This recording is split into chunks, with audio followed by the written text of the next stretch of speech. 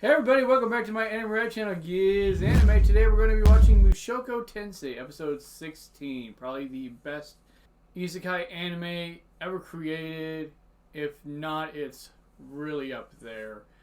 Last episode we left off with Eris training Tona in the Doldia village with the beast people. And we come to find out that this is where Gizanime is from. She's the younger sister of Tona's dad. And she left under rather odd terms. She was basically like a wild child. And somebody came by and decided to take her with them. And seeing how she was a wild child, everybody, went ahead and said yes. What I don't understand is the disdain for her.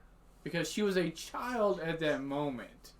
And the way the villagers act, you would have thought she was a younger adult or something and she did all kinds of bad things, or she was really just always causing trouble.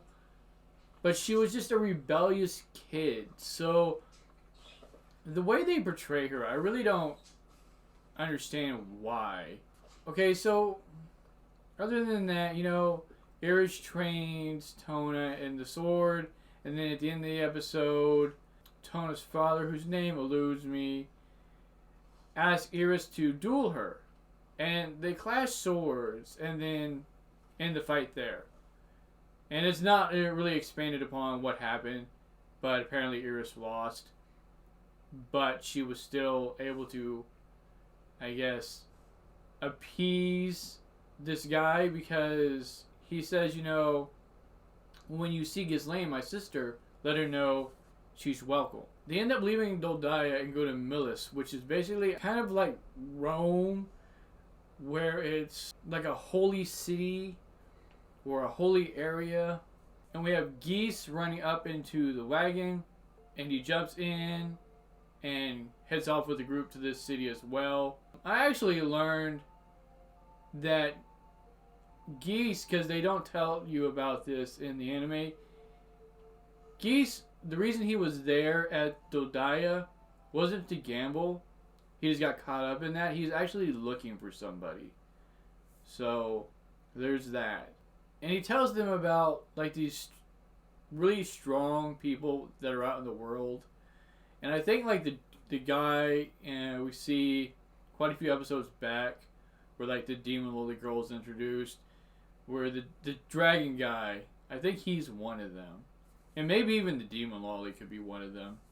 But with that said, let's get on to this episode, see if we get to Millis, see what happens, and I'll see you there. Alright everybody, here we go. Off to Millis.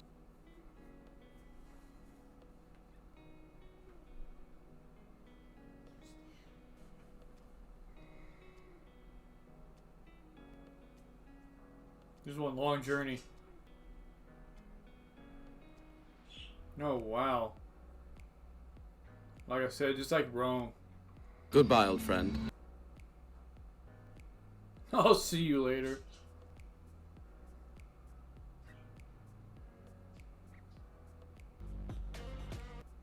Wow.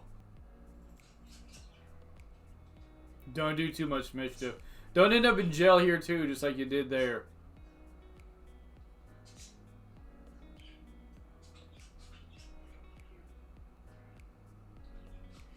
So we've parted ways with Geese already. This is a little bittersweet. Hopefully we pick him back up later. I really like his whole energetic character.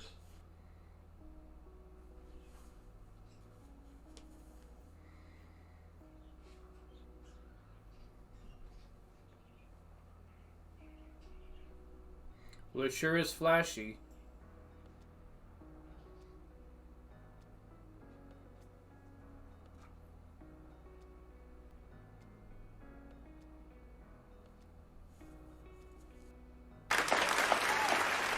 What?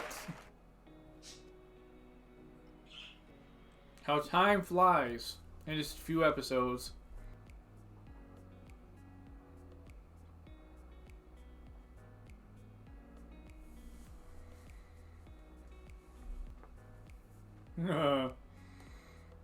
Eris is like, why can't we just teleport back? Wouldn't that be better?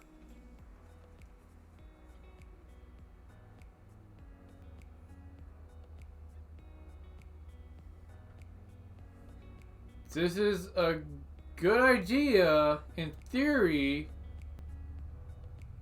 It's like with the people in Doldaya village, you know how he helped them and they know he's just a bird now, building back his reputation.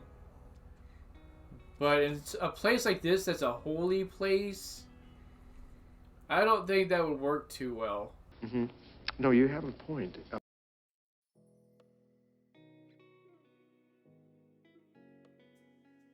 Nani?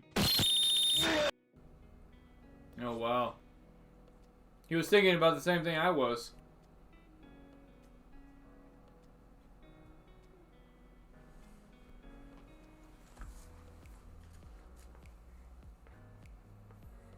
I don't think Eris really needs any help.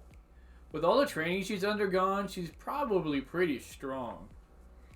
And Rudy is just not seeing it. I'm actually surprised that they haven't heard anything about what's going on in their hometown. You would think the news of the mana explosion would be a hot topic and just kind of spread around quickly. Wow, a kidnapping in a holy city. No, not gonna ignore it. Never abandoning a child. Oh, wow. I wonder if that's a rule that Ruggier put in place. But is it an actual kidnapping? Or is something else going on? That's what he said.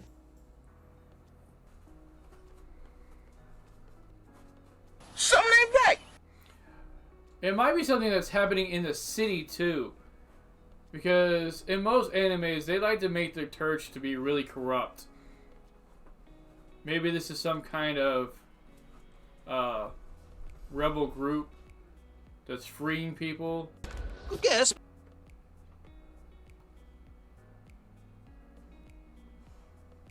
This dude just screamed it out.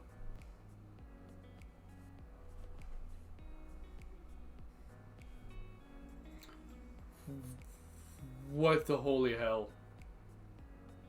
What the hell are you wearing?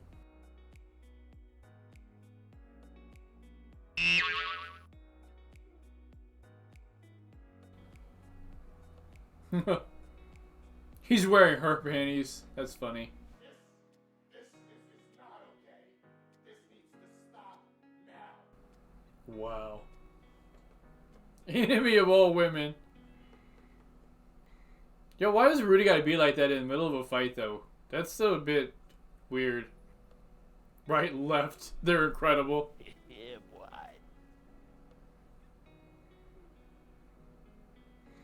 Look at this guy. Getting his rocks off like this. You deviant. She's pretty spot on there.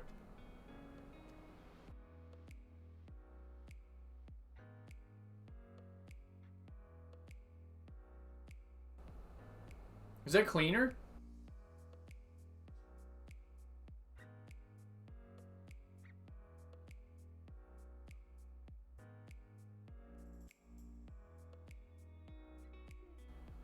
It's his dad. If only they would have left some sort of clue!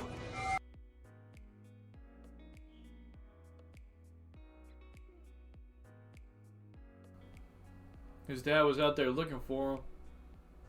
It kind of looked like cleaner for a second.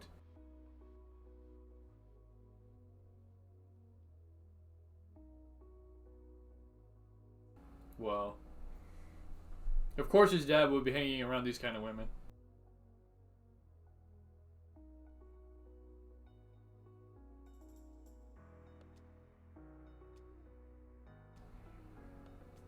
To think he was writing a letter to his father earlier, meets him here. Ironic.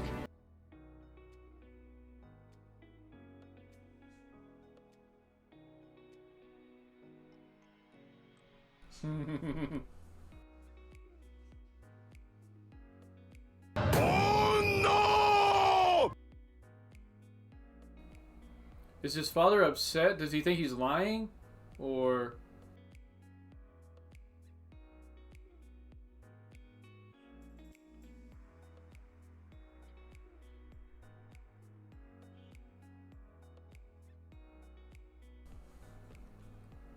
His dad's only seeing it from his end of the spectrum, though.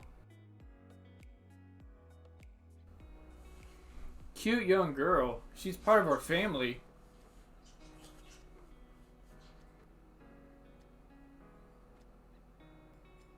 He's only a child. Well, I mean, he's an adult in a child's body, sort of.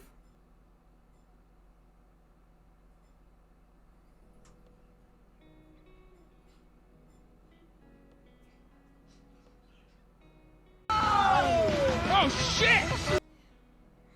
Rudy's going a little too far without thinking.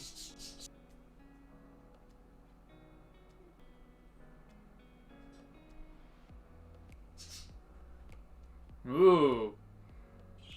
In his drunken state, I'm sure he could beat the crap out of his father. Another one. Another one. Wow, Rudy's really letting him have it.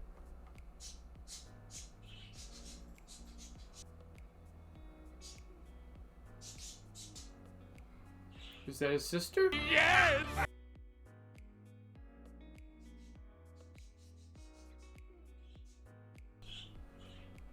Look how nobody jumped in either. The one warrior girl tried to, but I mean, for the most part, nobody else really tried anything. Because they know not to intervene.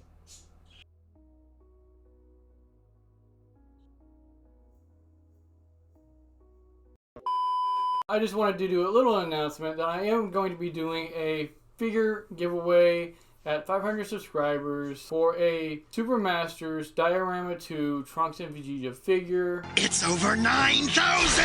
Hope you enjoy it. As a show of appreciation for the support that everybody's been giving me, all the comments everybody's been leaving, all the love from the anime community that I've been shown. I'm hoping to continue with what I'm doing and just to get better as I go to make the experience more enjoyable for everybody so that I can earn that sub from you. And like I said, at 500 subscribers, I will be doing a giveaway for this figure. It is unopened, as you can see. So if you want to win that, then subscribe and just make sure that you're over 18 years of age and you live within the US.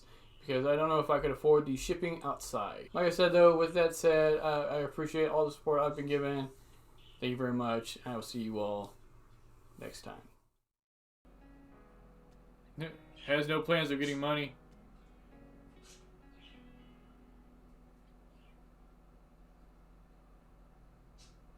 This is cute.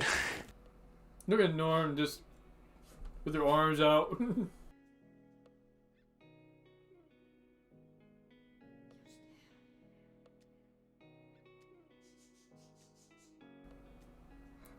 Is that why it looked like they kidnapped the kid, but they didn't?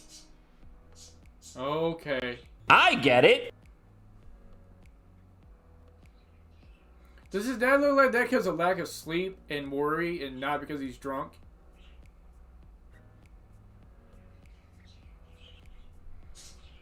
I see where both sides are really coming from. His dad and Rudy. I mean, if you really think about it, this whole time, why did Rudy ever even stop to think that maybe other people got caught up in that?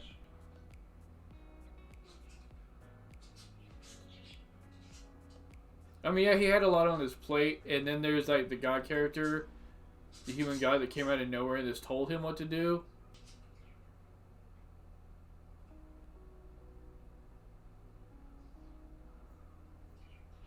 No, I think it's beyond that now. And that's kind of how it works in time like these. Like, people tended to move on probably a lot faster.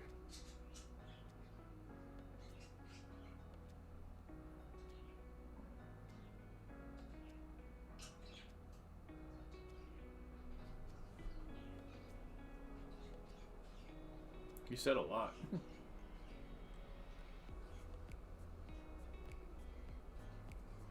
I mean, he is kind of family still.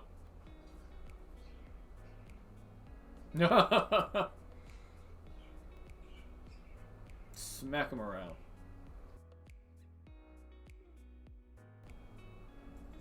Look how much bigger she looks than him. There you go. That's what I'm talking about.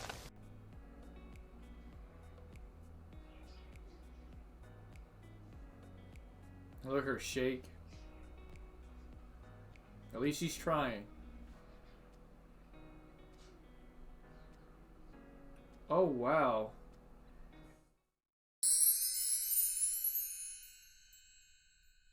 Alright, everybody, so that was episode 16, and it was actually a pretty emotional episode.